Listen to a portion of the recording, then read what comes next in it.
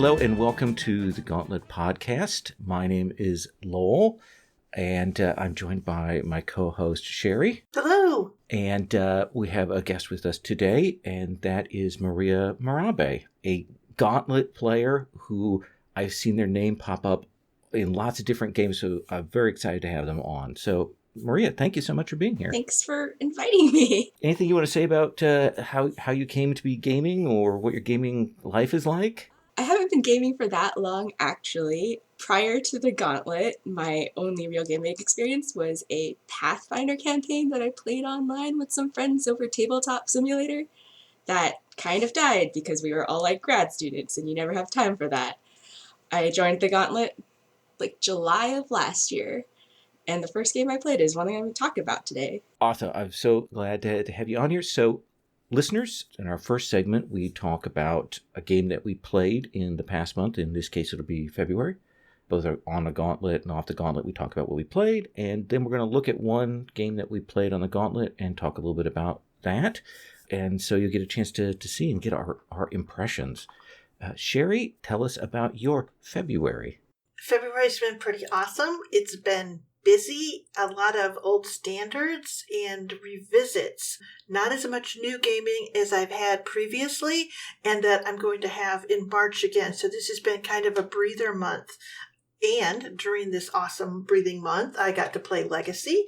I played 13th Age. This is off Gauntlet and face-to-face. Played Monster of the Week, Scum and Villainy, and then our homebrew, which is action cards, and that was fabulous. But on Gauntlet, got to play Changeling the Lost PBTA, which is a messy, crazy hack of Changeling the Lost fit for PBTA. Just think of a move for every Changeling ability, and you have a pretty good sense of what a mess it is, and it's the most fun, excellent thing that we do every time I can get Lowell to run it. We have a great time, and I don't know why, because it shouldn't work. It's a shambling mess. It really shouldn't. But I love it. But the game that I played and I'm really enjoying and want to talk about is Masks, which, of course, yes. I was just going to say, Masks, what it tells us about that is an evergreen for us. It is a super evergreen. And the thing is that we're playing it because we're ramping up to a play test of Power Beyond Doubt, which is a PBTA game that is in development, and it's meant to be taking the idea of masks and moving it into young adulthood, where you're wrestling with some different issues, but it's got a similar structure. And I really don't know that much about it because my whole plan is to go in it as a complete neophyte. No idea. Some of the other people have played it in some play tests and stuff before. I'm going in clueless, so we'll see how it stands up.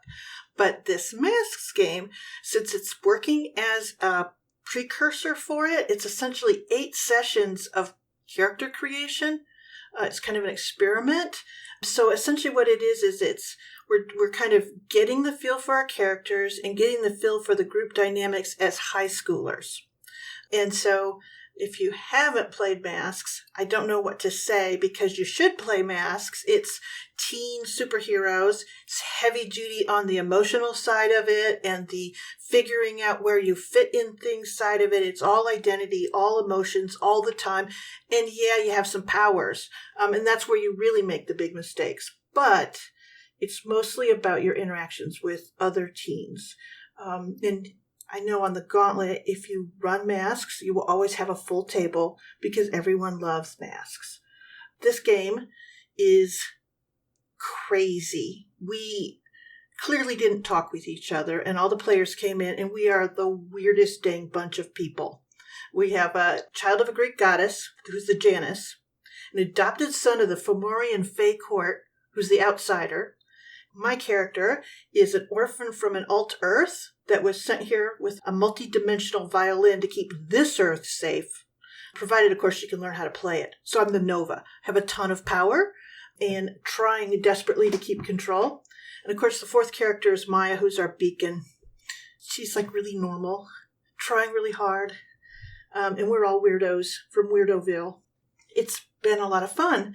And so when I've been playing this, and especially because it is that character arc, I am so 10,000% here for this run of the superheroes and this high school, because it is really a threshold game in some ways. You're trying to figure out who your characters are. You got a little bit of breathing room to do that, and you're kind of ramping up some of the precursors of the tensions that you're going to be figuring out as you do the adult play, and that's been really, really interesting to watch. The Masks game is a sweet engine. I mean, for PBTA, it just is. It's all about the emotional stuff. You do something dumb that makes you feel bad. You get changed around because of it. Someone says something to you, you feel worse. It's just like this cycle. And then someone comforts you and you feel better. And then you try something dumb again. And it's awesome. It is a really sensible engine for craziness. How's that for a description? Okay.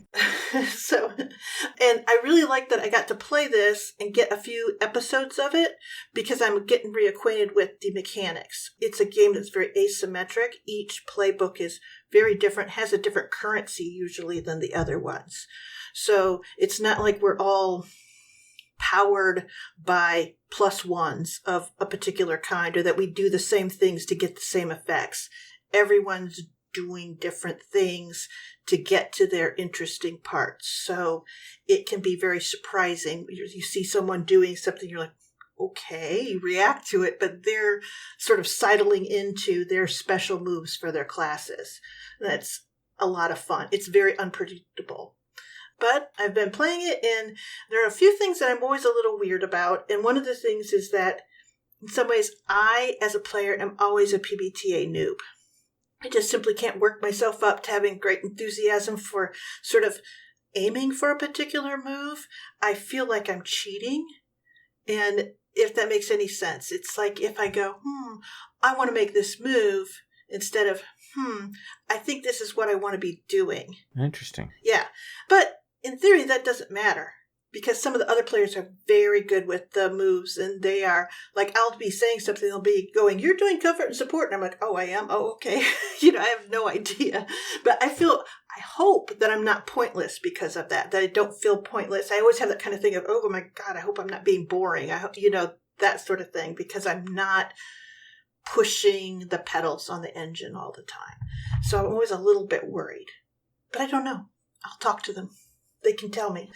The other thing is that when push comes to shove, a lot of times my preferred superhero mode is going to be more like hit the streets than it is Masks. I adore problem solving, and I adore being concerned about the community as much as anything. And Masks is really aimed at that team mode of feral emotions and the problems of fitting in. And so its scope is super tight and fraught. And my heart lives where it's more chill, and the stakes are a little bit different than that. It's a very strange game from your description of setup, and Rich is notorious for liking things a little more grounded. Yeah, and I think that this is a game that the Ferris wheel started going around, and then it fell off the frame, and it's been rolling, and fireworks off. I mean, but it's been fun. I haven't giggled so hard in years in some of these times. It's got a lot of craziness going on. Maria, do you have questions, or was your experience with PBA similar to what Sherry's talking about? I totally understand, thinking about the moves and trying to decide whether to aim for them when you're trying to make us in your narrative, or to just let them happen, because there are these moves in front of you, and for me it's oh, here are things I could potentially do, but how do I make that make sense in the story without making it too forced? Exactly. Yeah. And I will tell you, the asymmetry of the playbooks makes it I don't even know how to help set other people up if I haven't studied their books. So I'm I'm the biggest loser at the table. But the other ones are so good at it that I don't have to worry about it. Like I said, the Ferris wheel's just rolling down the street and fireworks are going off, and it is pretty funny. I will say, I have enjoyed this game thoroughly because I always fall in love with my fellow Gauntlet players. I don't know why, but I guess because we're just all there and we're playing with 100% energy, and we're super enthusiastic about what we do. And it's a really good, caring table. So I've been having a good time, and I can't wait to do the transition to Power Beyond Doubt and see what it's doing. So I'm really jazzed about that. Maria, any questions for Sherry there? I guess with the transitioning to Power Beyond Doubt, does that game have a mechanic for having a backstory that's built up in a Masks campaign? Or is it you just create characters normally? I don't think it does. I think we're going to have one of those, like another character creation, Mm-hmm. and you go, okay, now which one is the best fit for what your character has become? Okay. And then kind of like 2 years have passed, and Mm-hmm. now how do you foresee the thing? So I think that's going to be part of it, is that's getting in there, trying to get that fit, and then renegotiating our relationships. That sounds so cool. And then seeing how it works. Yeah, it does. I mean, it does sound cool. So I'm super excited. Super, super excited. Yeah, when we did Tales from the Loop and then Thanks from the Flood, that was another one that had several years pass, and it doesn't really have a mechanic for that transition, even though it seems like it ought to, but it's like, make up your new character and figure out where they are. No, I just like really love that idea of taking characters you play at a younger age and then having them grow up and see what happens. Because I've played some like Hogwarts games where you start as like your innocent Hogwarts first year, and then I've always wondered what happens when you take those kids and put them into look at seventh year or throw them into Monster Hearts or something weird like that. Oh, Like wow. what would happen? Yes. So, That's a really good idea. Okay, so when you schedule that, Okay, let me make a note of that. give us a email, heads up. Wizard Hearts. Wizard Hearts. yes. Yeah. Sherry, anything else you want to say about Masks? I love Rich running it. I have come to adore all of my fellow players, and I am super looking forward to Power Beyond Doubt. Having these characters and having this investment should be a really great way to have a longer, set of sessions of that and a new twist on it at the halfway point for a good reason. So this would be great. Awesome. Maria, how was your February? My February was busy. Actually, not that busy, just feels like it. So, off Gauntlet, I've mostly been at the start of Good Society games. So, I've gotten to the point where I've made characters or am about to make characters. But I'm excited to play those in March. But on Gauntlet, I have played Girl by Moonlight in A Maze of Dreams, Night Witches, and Bite Marks. So, kind of Ooh. a lot of all over the place emotions and sadness. Emotions heavy is what I have. I think I have a type. Kind of like looking at all the characters I've made for these. So, But it's been a lot of fun, and also like the players in each games have been revolving. There's like 3 people I see a week in this different games, which has been interesting. What is it you want to talk about in a little more depth? Okay, so I guess the game I will talk about is Night Witches, which is a special game to me because my first Gauntlet game ever was in July of last year.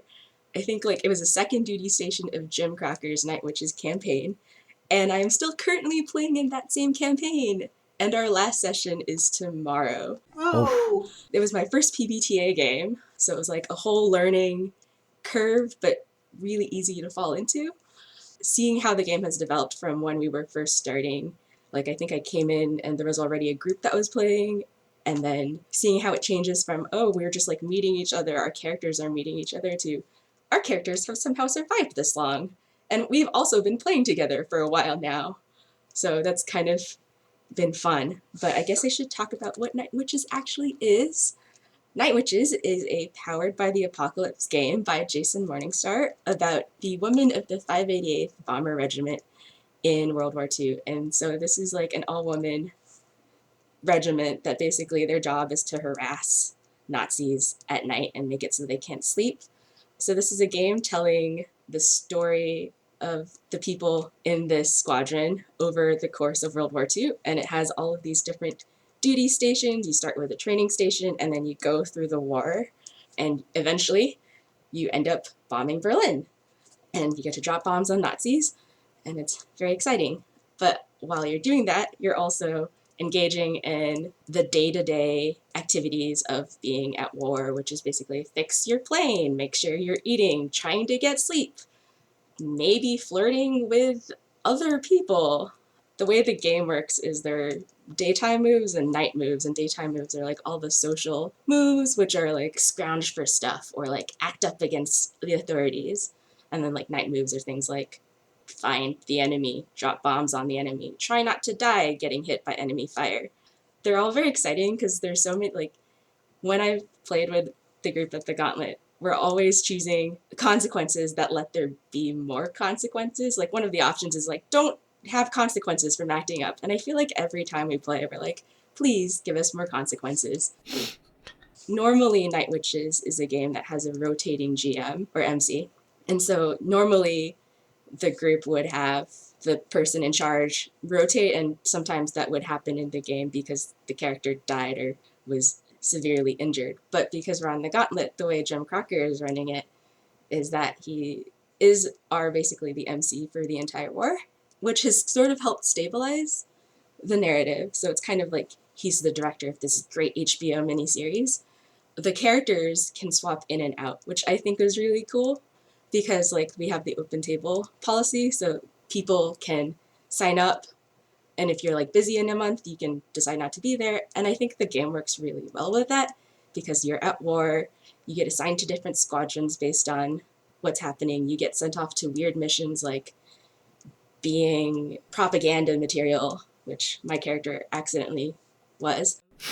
And so it's really cool to see, like, I think over the course of the campaign, there have probably been like 12 at least players that have come in. Wow. And like characters die sometimes or characters get injured. It works really well with people coming in the story. Like it's never felt super awkward. Like there's been an explanation that makes sense. And you said you died Yeah. in that first session. Yeah. And you came back. Yeah. So what was that like? It's weird to say, but I kind of like tragedy.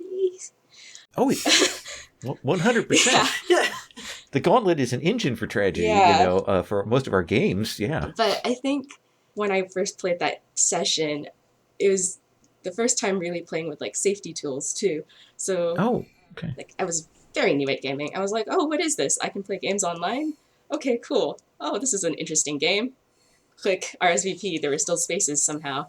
It was like, I was told at the start that character death is a thing that can happen. And everyone was very clear, like, they'll check in to like make sure that you're okay with like lens and veils and like make sure you're okay with where things are going. And it was just like a whole bunch of terrible rolls led to a plane being spotlighted by spotlights and anti-aircraft gunfire, leading to this like brand new recruit basically meeting her end. And it was like very cinematic. And I think that's kind of been a cool thing about the game is that it can have these super cinematic action scenes, but also kind of like afterwards you just cut to the character lying with like a picture of her sister in her pocket or the things left at camp. So it's been interesting to see like how the tone of the game can shift and highlight both the tragedies and also like the exciting things. Not that war is exciting, but like the nicer things like sharing chocolate with each other in your cabin or the cat. What's the split like between the sort of the night and day? Is it like 50-50 or how does the play cycle kind of feel? From what I remember, because it's been a long time, this is basically what I feel. Earlier in the campaign, I think we were able to get more missions in because I think there was less to be dealt with during the game narratively. But as we continued on, there's like so much to do during the day that I think it probably takes most of the session, and then we have a mission at night. Although sometimes things have happened that have led there to be a mission in the middle of the day, like Ethereal. But it's definitely, I think, mostly day, and then the nighttime mission happens. Because like most of the exciting stuff, well, most of the emotional stuff is the daytime drama, and then sometimes it gets into the nighttime a little bit too. But it's a good game when the exciting stuff is the emotional stuff. Yeah, there's a lot of emotions in this game. And it's like, oh, we're going to go bomb people. But also I'm angry at you, and why won't you talk to me? And it's also kind of very exciting to play this game because even as you're tense for your characters, you're also tense as a player because you know that role for your party might hate you and just screw everything up, which it has a tendency to do when we play this game. Mm-hmm. We've started just clearing the screen and rolling new dice totally because we've rolled too many 4s. So it's a very fun game. I think what I'm less sure about it is just that coming from a background where I didn't have a lot of great history classes, I kind of felt and sometimes still feel a little bit of history panic about like, oh, I don't know that much about Soviet Russia. I'm going to get a lot wrong. And the book itself has a lot of context for it, and like my fellow players are all great about like knowing more things, and I don't think anyone's like, this is totally wrong, or at least no one has done that to me yet. But I feel like that can be something that's hard to overcome as a player if you're not super familiar. Absolutely. That is definitely got to take it into consideration. One day I want to run this game, but I also feel like I have to do a lot of, well, I'd have to read more about it to be able to do any justice to it. Like there's lists of things that can happen in camp in the book, but also how to make that real and not just, oh, this happened. Okay, I have no idea what this actually is. It'll be interesting to see how replayable the game is, like now that I've done a long campaign over the whole course of the war. If you play Night Witches again, there's not that many playbooks, and people are very different, so you might get different stories, but I'm wondering how much change there will be, because like a war is sort of a war, and things that happen in a camp will probably happen. So I just am interested to see what it's like to play it again, but maybe after a long break. Oh, fair enough. Yeah, and I think that's a fair point with a game that has that kind of set campaign structure. Mm-hmm. So you've been playing this for almost 6 months. Yeah. Is it just like the 2 characters, the one you lost the first time, or did you lose a few others in the time span? So for myself, I've only lost the one and have somehow survived. I think Bethany and Puckett's characters have somehow survived the entire war. But, Wow. there's still tomorrow. That could change. I know when my character died, someone else got severely injured, and then I think they died the next session. So it's like, it's a game with high lethality, and explicitly in there, player death does happen. You have 4 harm that you can take. 3, you're like severely injured and kind of out, really. 4, your characters make a new one. Now, I think I remember it being a very small clock. Yeah. There. You're like incentivized to reach out to each other to try to get rid of that harm.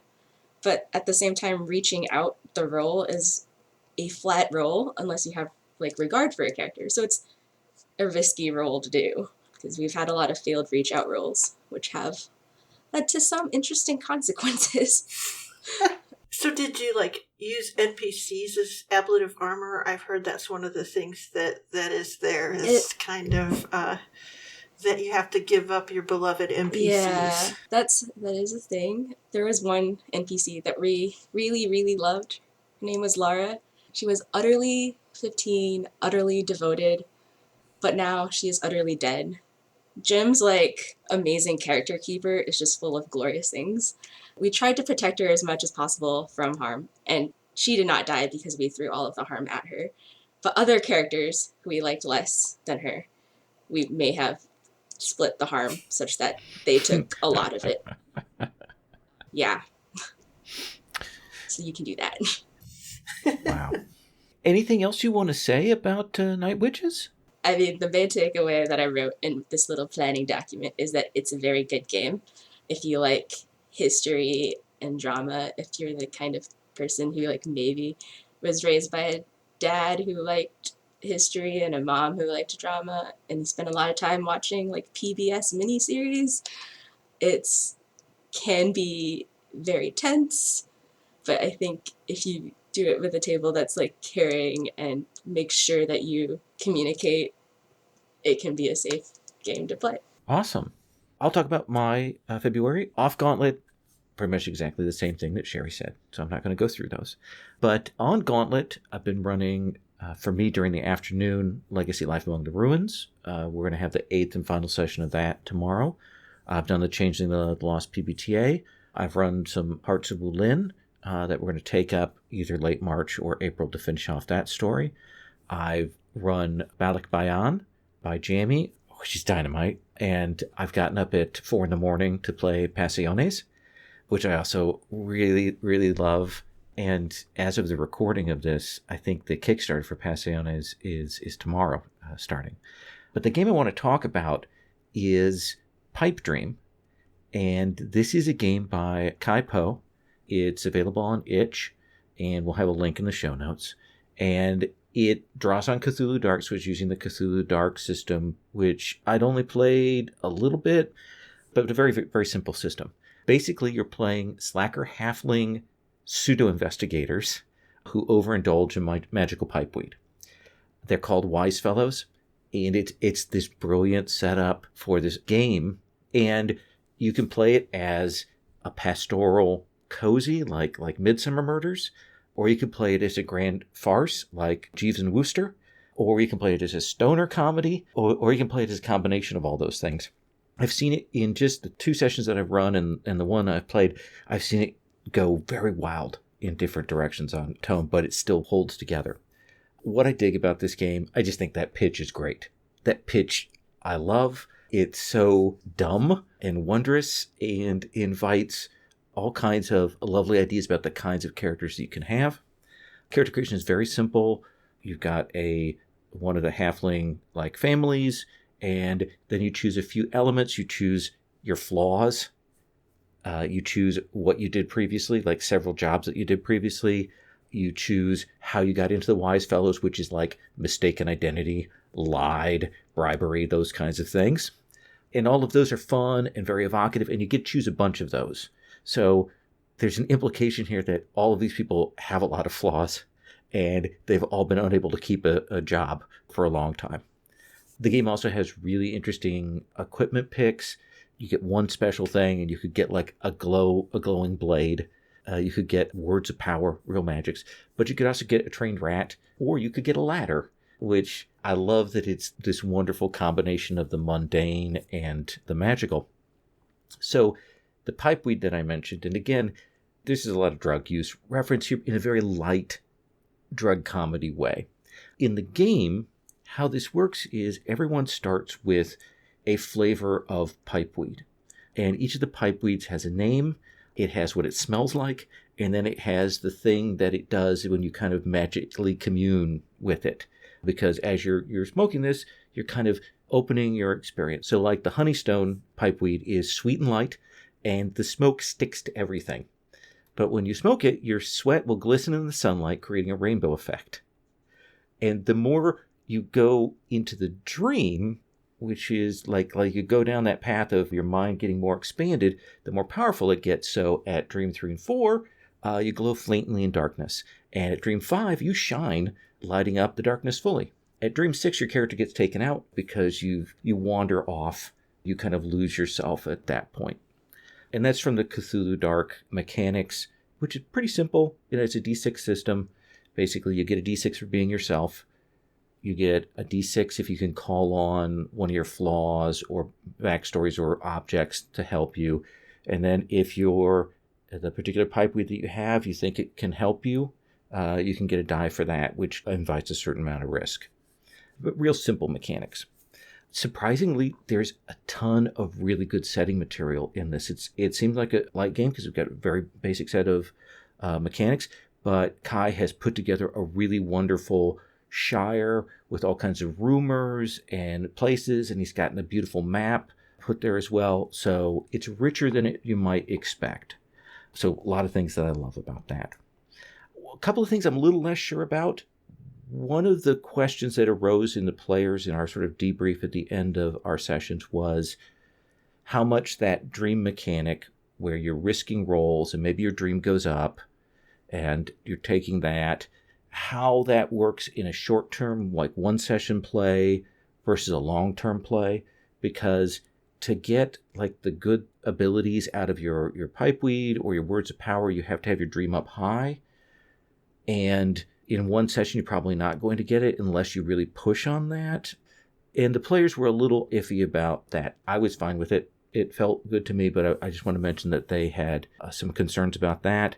The very specific usages for some of these magic things, like the pipeweed, like you can talk to a ghost, or you can talk to an animal, or you can like walk on walls, that the GM kind of has to look to how to give players stories that will involve those elements, because they are kind of narrow.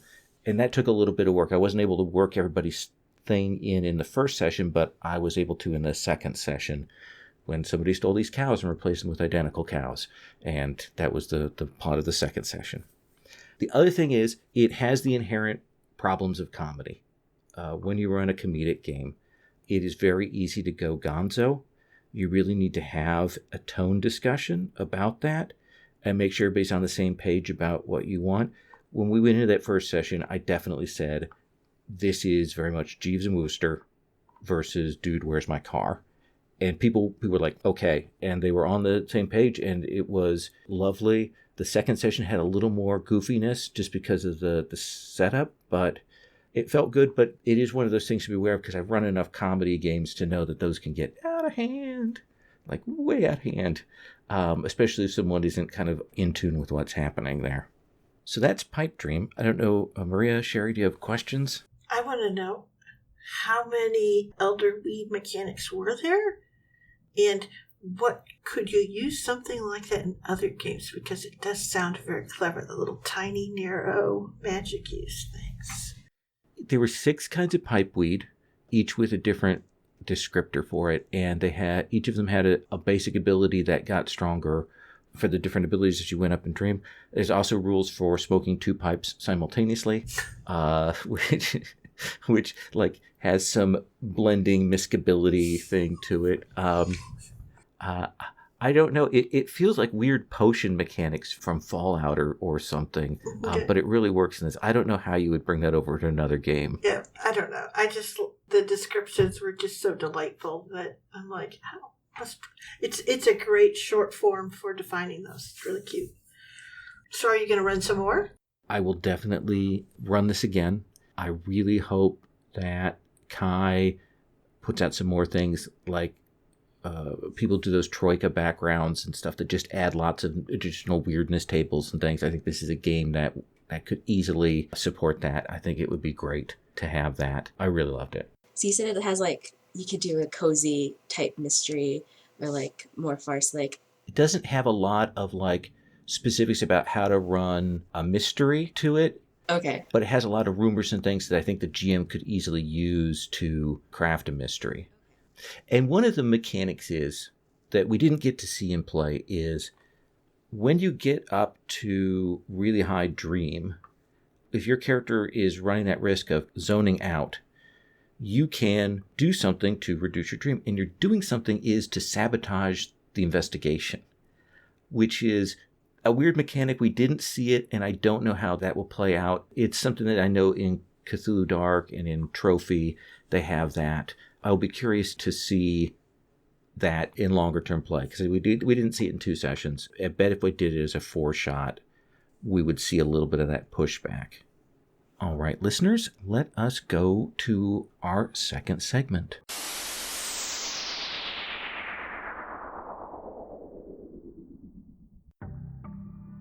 Hey listeners, Jason here. I want to let you know that Brindlewood Bay is now available in the Gauntlet's $6 Patreon feed. Brindlewood Bay is a Powered by the Apocalypse game about a group of elderly women solving murder mysteries in and around the namesake town. As they investigate these crimes, they become increasingly aware of the activities of a dark cult called the Midwives of the Fragrant Void, and will have to come up with a plan to stop them. The game is basically Murder, She Wrote meets The Shadow over Innsmouth, and we think you're going to love it. Your $6 pledge in February gets you everything you need to play Brindlewood Bay. The core rules, including a file for printing them as a zine, character sheets and other play aids, plus 5 mysteries: Dad Overboard, All Hallows Scream, The Great Brindlewood Bay Bake Off, Jingle Bell Shock, and A Murder Most Mucky.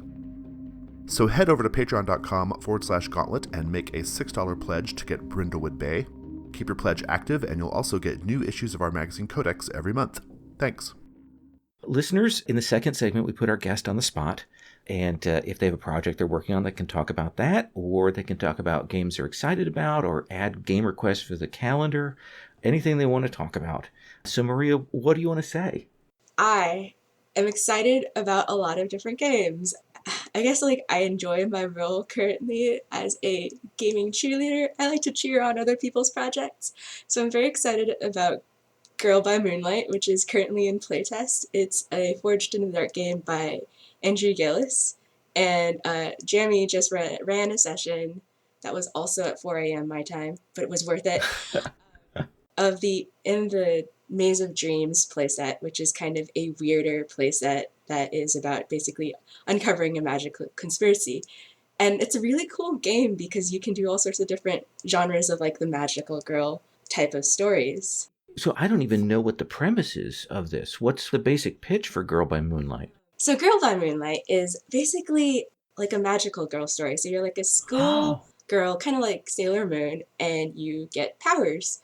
And I guess depending on the playset, it changes how things are played. So I haven't seen the other playsets. I've heard there's one that's more like Sailor Moon, one that I think Leandro was running that was kind of darker version. I can't pronounce. It's like Magica Madoka or Madoka Magica. Yeah. That one. And then so there's In a Maze of Dreams, which the touchstones are Paprika and Serial Experiments Lane, which I haven't seen. So that was I hope I'm doing this right. But Oh, you have to watch Paprika. It seems like I really need to after playing. It is amazing. And yeah, I really feel like I should, just because the way the story progresses in our game, it's the weird merging of dreams and reality, and how basically the conspiracy, which is trying to rewrite history, is trying to take over people's dreams and make them think things in a certain way. So it's a very emotional game. This playset, so it has Forge in the Dark, they have those downtime actions. And so there's a downtime action that is share an intimate moment. Of course, there's a lot of intimate moments can mean a lot of things. And my particular character had the role of forbidden lover. And also my particular playbook had something called a fated person, as in I was a time traveler, so I'm there to protect someone from a dark fate. And it's also Jamie running this game, so there's a lot of emotions already thrown in. Jamie, I love your games. All the games. Yes. Yeah. So this playset and the game just let there be space for so many different moments between characters, while also still being a very interesting untangling and conspiracy. So I'm very excited for it to progress through development and see what the final product is going to be like, and also play the other playsets. I also wrote down a lot more games that I'm very excited about, so I'll just throw us a couple more. I'm really curious. To continue on my Jammy fangirling, Once More Into the Void is something that they just released, and I think, Sherry, I'm playing in a game with you, which is basically Mass Effect and Star Trek Picard, kind of like a weary captain trying to recruit an old crew and have one last big mission. It's based on Firebrands by Vincent and Megan Baker, and I was really excited to play Firebrands, and when Jamie put this up, I was oh, this is great. So it's based on that, and it's basically playing a bunch of different games, and all these games kind of build into a larger story. So I'm super excited to see what kind of space opera dramaticness emerges, because if you have read the book or seen any of excerpts of it, just the descriptions on the captain or the reformed playbooks, they're all just kind of already heartbreaking. Mm-hmm. So Jamie's expertise right there. Yeah, basically. Yes. Yeah, actually Firebrands is a really good fit for that. Mm-hmm. Take My Revolution by Jamie that used Firebrands as well, and it worked beautifully. It told the story that was that story that was in your heart for that genre. Oh. It was perfect. I just want to play all of their games. Yeah. Another game I'm really excited about that's currently on Zine Quest and may or may not still be on Zine Quest by the time this podcast happens is Eli Seitz' Last Place on Earth.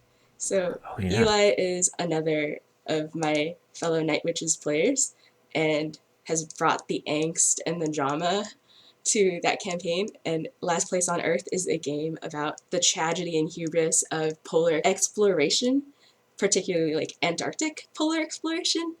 I have always loved hearing stories about people going to basically Antarctica and struggling through the cold, and that continent has always been very exciting to me. So seeing that this game is now going to exist because it got funded, yeah, and is basically kind of like go through the struggles of Scott and Amundsen, but mostly Scott because Scott was the one that like died tragically 10 miles away from their supply depot. I was really excited to see this. There's also a stretch goal that is a solo version of the game, which I'm excited for about, Oh, wow. and I hope we get there. So I will just plug that game because I want to play it. And the last game I just wanted to mention that I'm excited for about, that I think has been out for a while, but I am trying to work up the courage to maybe facilitate, is a GM-less game by Brandon O'Brien. It's called Dream of Blair. It's in the No Dice, No Masters, belonging outside of belonging kind of style of game. So you have strong moves, weak moves, and it's like token based whether or not something will succeed. And it's basically, in my head, sort of like Monster Hearts minus the monsters, because you're in high school or you're at a fancy boarding school and you're basically dealing with the struggles that teenagers face. I think the pitch is that it's kind of like, if you like Riverdale a lot, you might enjoy this game. And I've just looked at it and it looks very much my jam.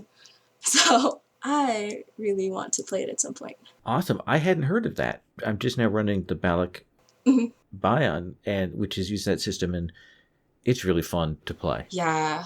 Dream of Blair is particularly cool because the person who wrote it is, I think, a poet and it's like written very lyrically. It's available on itch.io. I am trying to remember what the person's website is, but I will. Yep. Yeah. We'll get that listed in the show notes, Steph. Okay. But it's pretty evocative of like boarding school drama, which seems like something people might like. Awesome. I'm always glad to have people come and talk about the games that they love and that they're excited about, because we need to advocate for those, and it also pushes people to add those to the calendar. That's what we need. Thank you very much for doing that. I will do my best to find cool games to try and convince people to play, because I don't design games. So, listeners, we're going to go to our third and final segment. Listeners, in our final segment, each of us is going to be talking about something that's inspiring us or giving us joy. So, Sherry, what is giving you life? Oh my gosh. All right. I'll admit it. Animal Crossing New Horizons.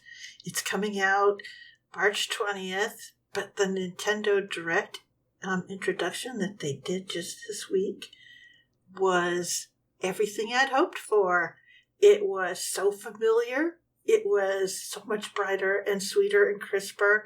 And I've already watched it 2 times, and I'm probably going to spend another 45 minutes of my life watching it a third time right after we get done recording this, because it was the Animal Crossing experience that I was hoping would be the next iteration. It was brilliant. You shouted out, "Look, they have sleeves!" The perfect epitome of it. It was all the little touches. They took everything that was grand and made it just that much sweeter, just that much more extended, so that you could build the world out a little bigger. And yes.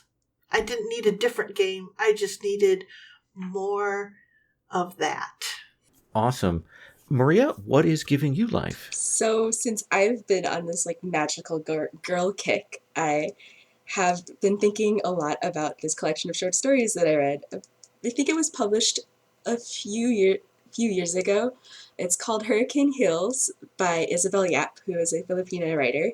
And it's basically about a group of girls who like met in summer camp and found out they had powers, and then it follows them as they're now in their young adulthood one of them is getting married. How do they deal with the fact that they still have powers and that the threat has come back? And all of the stories are available online, so you can read it. And it's a super cool group of girls, and I felt very like represented because they're one of the characters is like a Filipina immigrant, and just like, this is what I wanted as a child, and it's here. Or like, this is what I didn't know that I wanted as a child, but it's here. Mm-hmm. Like, it's a very good series, and you can read it, which is great. Awesome. So my pick is, right now we're in the golden age of wuxia dramas being on Netflix and Amazon, like Handsome Siblings and The Untamed. And I've been checking out all of the ones that are available on Amazon Prime. And I started watching one that has the weirdest title called The Magical Nights of the Glorious Tang. And unfortunately, the alternate title is An Oriental Odyssey, but it's listed as Magical Nights of the Glorious Tang. It's a wuxia drama with a lot of magic in it, sort of in the background, but they're also, there's a love triangle like right away, and I can watch the hard moves as they misunderstand one another. It's so good. And it's also a mystery. So it's also got in the background, like every few episodes, there's like also this mystery that needs to get solved, like a Judge D kind of thing. And I am there for that. It is everything I want. So it's really fun. Yeah, it's eminently watchable. It sounds pretty awesome. Listeners, that's our show. Sherry, thank you for joining us. I love being here with you. Maria, thank you for being willing to come on and talk about and advocate for these games, and especially giving us the rundown on this amazing Night Witches campaign. You're welcome. It was a lot of fun, and I hope I didn't ramble too much. Rich makes us all sound smarter. Great. Our editor. So. I just get very enthusiastic. And so we need more enthusiasm. Listeners, if you want to help us out, you can rate or leave comments on the Gauntlet podcast. We have a number of other podcasts in our podcast network. I'm going to say podcast as many times as I need to. Fear of a Black Dragon, which is about OSR games. We have Plus One Forward, which is about PBTA games. And there are others you can find on our website at gauntlet-rpg.com. We have a Patreon that supports the podcast and also at certain level gets you access to our monthly magazine codex and also gets you RSVP access to our calendar at a low priority level there. So please check that out. Thank both of you again for being here. And that's our show.